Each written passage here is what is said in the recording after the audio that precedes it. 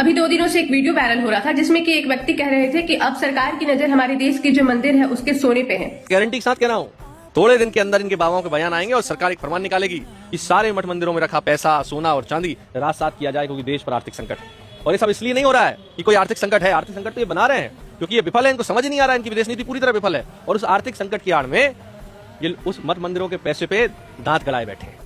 तब मुझे लगा कि ये बातें सिर्फ ऐसे ही हैं, अफवाह है। लेकिन अब तुरंत 2 दिन के बाद मैं आज से देख रही हूँ कि गोदी मीडिया ने शुरू कर दिया है ये कहना। उनका कहना है कि मंदिरों में जो सोने पड़े हुए हैं वो बेकार के हैं, वो देश के काम आ सकते हैं। तो ये बता रहा हूँ कि क्या क्या हो सकता है, देश कहां से कहां पहुंच जाएगा, अमेरिका कहां रह जाएगा, चीन कहां छूट जाएगा।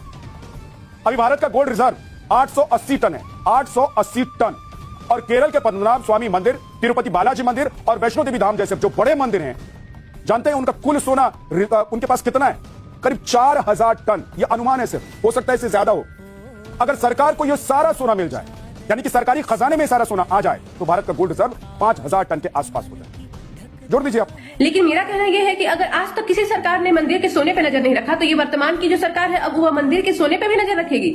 उन्होंने देश को तो पूरी तरह से बेच ही दिया है, लेकिन जो हमारे एंसेस्टर ने इतने बड़े बड़े सोने से भरे मंदिर बनाए, उन्हें भी वो लूट लेंगे। अगर कोई भी आक्रमणकारी, विदेशी आक्रमणकारी जब हमारे देश पे आक्रमण करके मंदिरों से सोने लूटता था, तो हम उन्हें अपना दुश्मन कहते थे, देश का दुश्मन। तो फिर ये सरकार भी हमारे देश की दुश्मन होगी अगर वो मंदिर का सोना लेगी। अगर आपको अपने मंदिरों से ही सोने लेने पड़ रहे हैं, तो आपने क्या किया आज तक कि गोल्ड रिजर्व आपके पास कुछ है ही नहीं। आखिर कहाँ गया सारा चीज?